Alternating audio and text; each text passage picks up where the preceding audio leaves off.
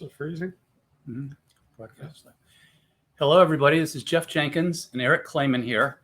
We're the two partners at Jenkins and Clayman, one of New Jersey's premier law firms for bankruptcy. And we're here today to talk about, to try to give you some tips about dealing with the financial aspects of COVID, the planning about what you should spend money on and so forth. So this is our 23rd episode. Although last week we tried to do the same show, and it just didn't work. So we're doing it through a different way this week. I don't know what happened last week. Maybe Facebook was too busy deleting all the political messages that they don't like. I don't know. But you can see the higher production quality. Look over my head, Jeff. Uh-huh. That's pretty cool. Yeah, that's good. That's good. So back to our topic. With this COVID-19 pandemic, a lot of people have lost their jobs. People have gotten or had their hours reduced. People that lose their jobs, the unemployment places have been so busy, it's hard to get unemployment. You can't even talk to anybody. I think I read something about California one day in the paper that said that they would answer 1 out of every 1,000 phone calls. That's pretty good service. So it's been very difficult financially for a lot of people. And today we want to talk about some things that maybe you can do to help yourself and help that aspect of the COVID-19 problems. We identified certain things. We're going to talk about doing a budget, and we tried to prioritize important things that you would include in a budget. And that's basically what a budget is. It's looking at the things that you need to spend money on each month and then prioritizing them. So our list isn't the be all and end all. It's just Eric and Jeff's opinion, but it's hopefully pretty close to what it should be. The first thing that we felt was important, or the most important thing, would be paying for your home or your shelter, if you want to say it that way. I mean, if you don't have a home, you've got a problem, Other things aren't that easy to, or aren't that difficult to fix. But if you're out in the street or whatever, it's not a good situation. So we felt that taking care of your payments for your home would be the number one thing that you would need to pay attention to when you're doing a budget. And that's the first thing that should absorb money that you make during the course of a month. And that's what we're going to talk about right now, Jeff. Yes. How much money should it pay? Well, if you're talking to a mortgage broker about buying a new house, they're going to give you this high percentage of what you can afford, because the mortgage company wants you to borrow as much money as possible. So they make the points, they make the commissions, and they make as much money as possible. And what you really have to be careful of when buying your first home or buying a home is the anticipated expenses going forward. In other words, you're buying a home, you and your spouse, and then 4 years later, you have 3 children, your budget's going to be a little bit off. Not only that, in the era of COVID, and that's really where we're pointed today, often one spouse has to stay home with the children because daycare, nursery school, preschool, kindergarten, and some of the elementary schools are not allowing the students there. So what used to be a 2-income household becomes a 1-income household. Well, how does that play in with us? Well, one of the things that Congress included in the bankruptcy code is the ability to surrender collateral or reject residential leases. I don't usually speak like a lawyer, but that's right out of the bankruptcy code. What do I mean by that? That did sound like a lawyer. That did. I'm not dressed like a lawyer, but I speak like a lawyer today. No. Well, let's talk first about rejecting a residential lease, Jeff. Okay. That means that someone is in over their head in their apartment or they could be renting a house, mm-hmm. or the house has mold and the landlord's not fixing it. Mm-hmm. Our clients the renters want to get out of this deal, and it's so expensive to sue your landlord in court. And to try to go by yourself and sue a landlord without a lawyer is even harder. Right. So, Jeff, what can the bankruptcy court do if you're stuck in a residential lease that you can't afford, or you have a landlord that's not helping you as he should be? Right. See how we work the bankruptcy code into this. It's pretty sneaky.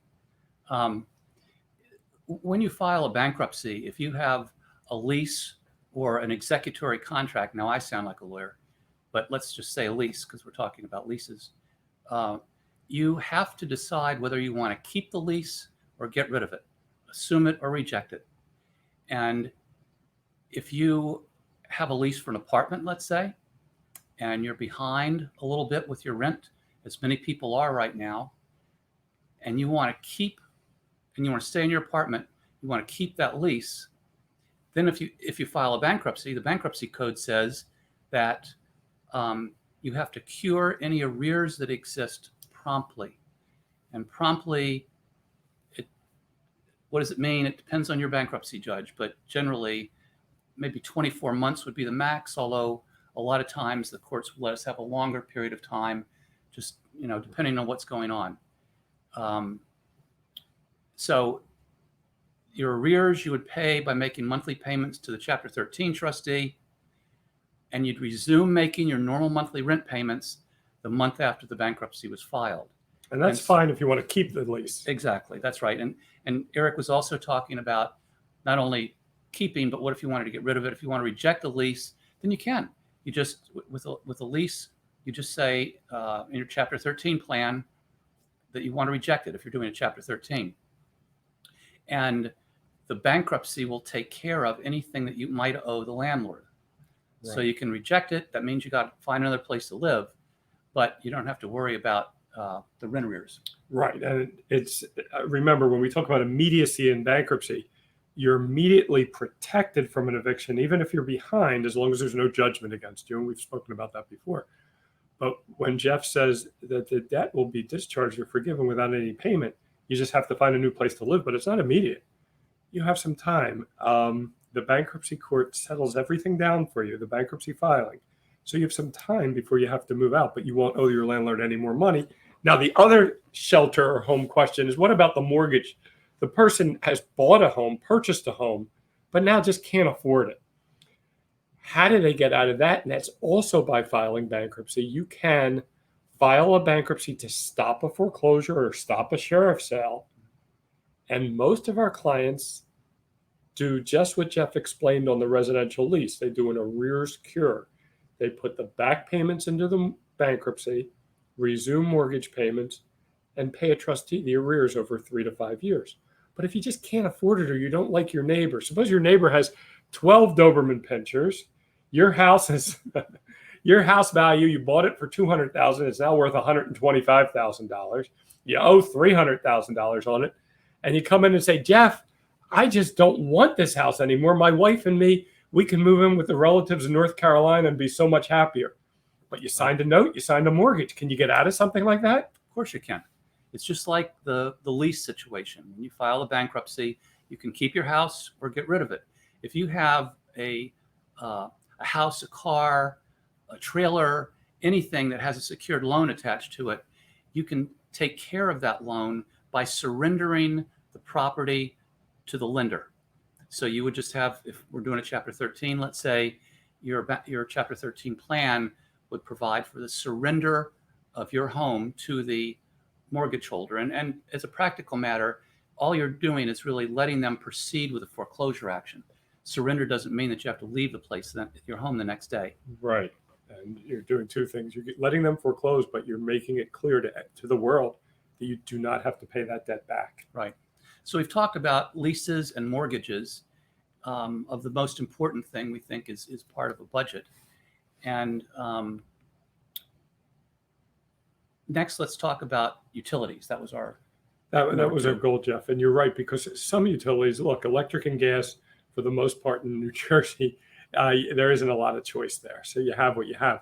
But there's other utility expenses that maybe you can work on and reduce to make things more affordable, right? Right.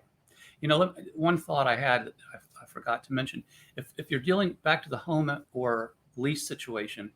The bankruptcy code, as you can see from our explanation, is made exactly for that kind of problem. So here we are, and a lot of people are behind in their rent. A lot of people are behind in their mortgage. That's what a bankruptcy was created for. I mean, it's perfect if you are way behind. You shouldn't hesitate to at least contact a bankruptcy attorney and talk to them about what your options are. And So now I'm going to jump on that also because today's purpose was about budgeting. So we did talk a lot about surrender. Mhm. But Jeff and I both touched on the fact most of our clients who are behind with their rent or behind on their mortgage come in not to surrender, but to work on a plan to keep it. That's Right. certainly what a bankruptcy can do to help you. Right. Now, as far as utilities go, that's something that we put in the second position, and they are important. I mean, if it's the winter time and you don't have any heat, that's not a good thing. If you don't have any electricity, whether it's summer or winter, it's a bad thing. So maybe utilities, when you're doing your budget, you're going to look at the housing expense, the expense for your home first, and the utilities second. Now, in New Jersey, the utility companies have not been shutting off service for months, but you still owe the money. And if we did a bankruptcy, for example, and you were behind with your utilities, we would certainly include them in the bankruptcy, and we could perhaps get rid of the back payments that you owed, and you would just start off after we filed the bankruptcy. The next time a utility bill came due, you'd have to pay it. The current bill. Yes. The old one would go away, Exactly and the right. service would Yep. be maintained. Yep.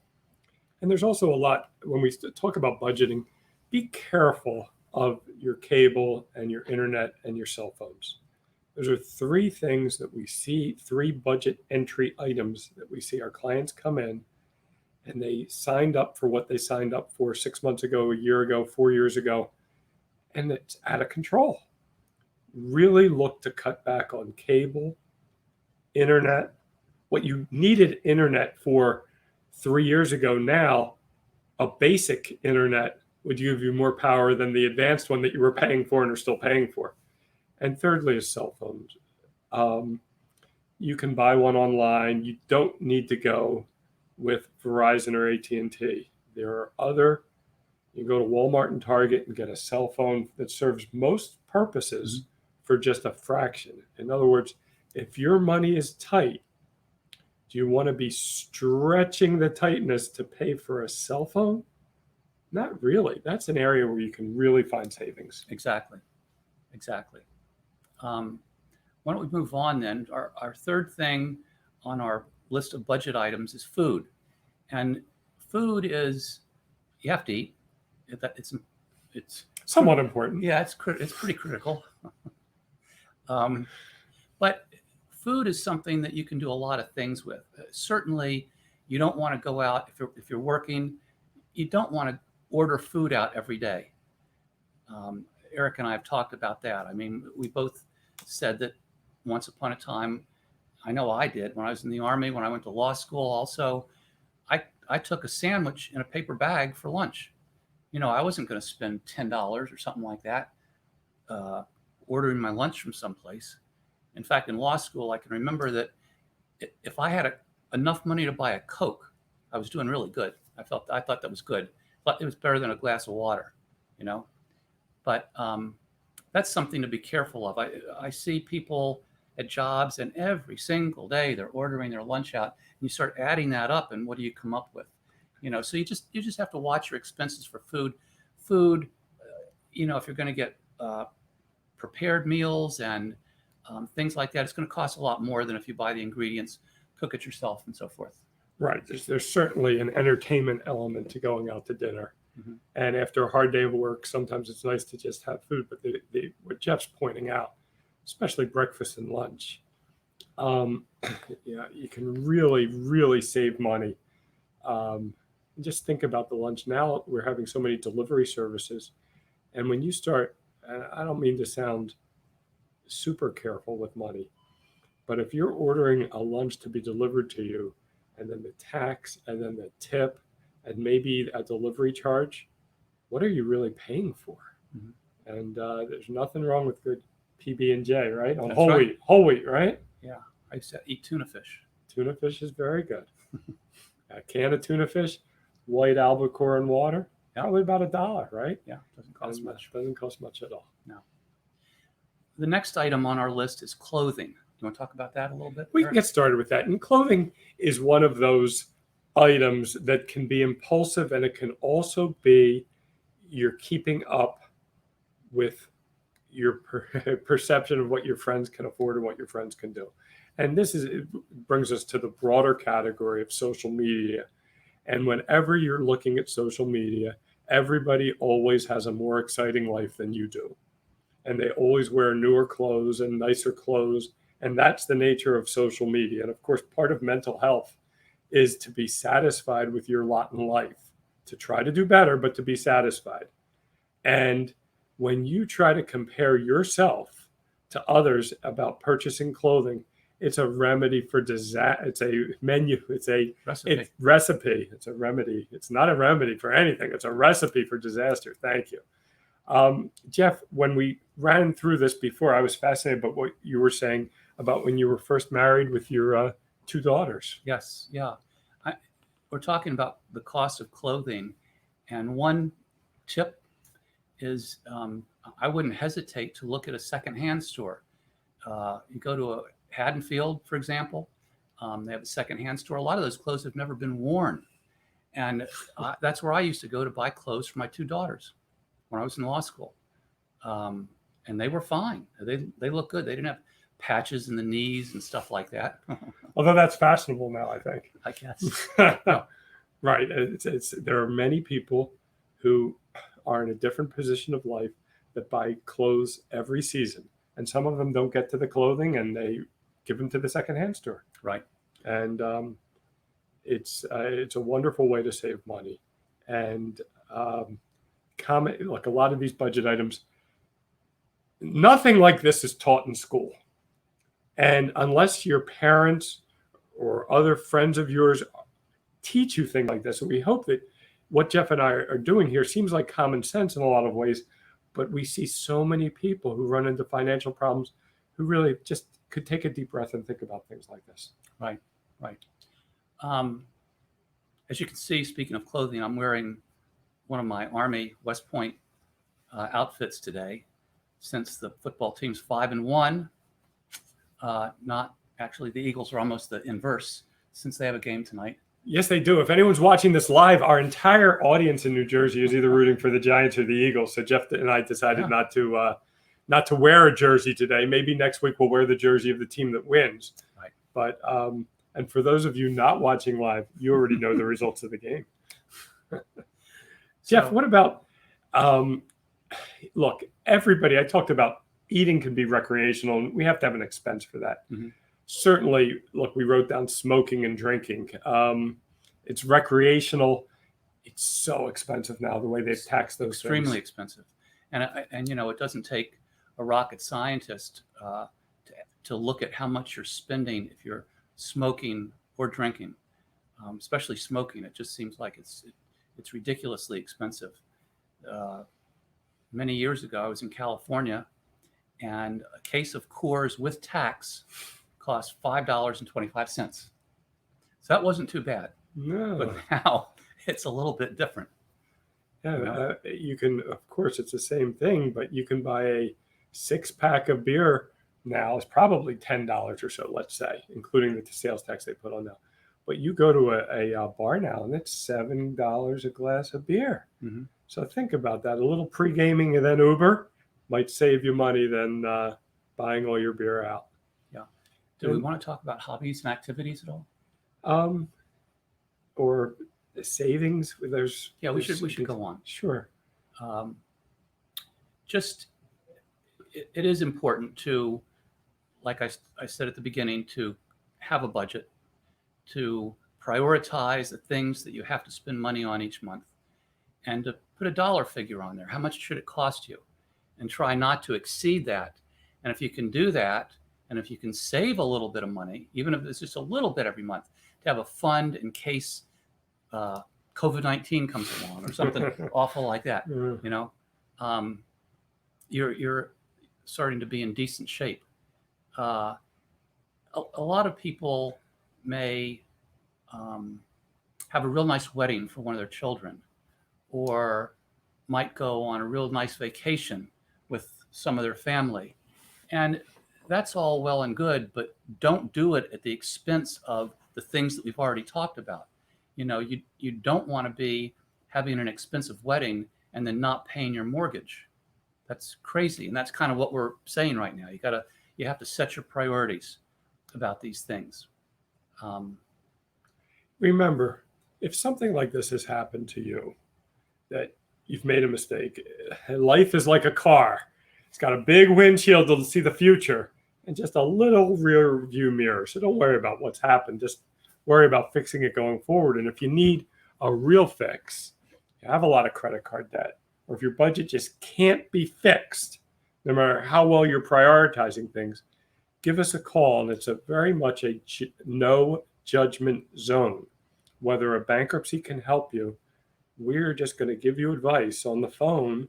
And if it needs to, and if we can help, you'll be speaking to one of our attorneys who will take the time, Jeff or me or Stephanie or Rondi, and we'll help you. It's people make mistakes all sorts of ways. And just what we do for a living is help people who really didn't understand budgeting, or something bad like COVID-19's happened. There's no getting around it. Right. One of the last things we wanted to talk about is, and this is just common sense, steer clear of these high interest loans that you can get, like payday loans, or you don't want to go down to Delaware and get a title loan on your car or anything like that. Just steer clear of those things, because the interest rates are absolutely ridiculous. And if you get in the habit of doing that, you get behind the curve. You're going to be in bad shape. Right. People, it used to be the guy in the corner with the crooked nose wouldn't charge this much interest. I don't think you would. No, that's really, our clients borrow $1,000. They put the car up, and then every week they're paying 18% interest a week. So they're paying $18 a week. No, $180 a week on $1,000, and never getting to the principal, never getting the title back to their car. Jeff, that's a great point. Glad you brought that up. Yeah. I think that's about it for today. I don't know if there's anything else. It's 23 minutes. Right. Yeah. So why don't we sign off and say, if you were watching, thank you for watching. You feel free to ask us questions while you're watching, or just send them to our Facebook site, and we can answer them at our next show. And we do this every Thursday afternoon, 2 p.m., and we will next week with our brand new system here. And so hopefully everything will work out okay, and you'll hear us and see us and stuff like that. So hope we see you next week. And until then, stay safe and God bless.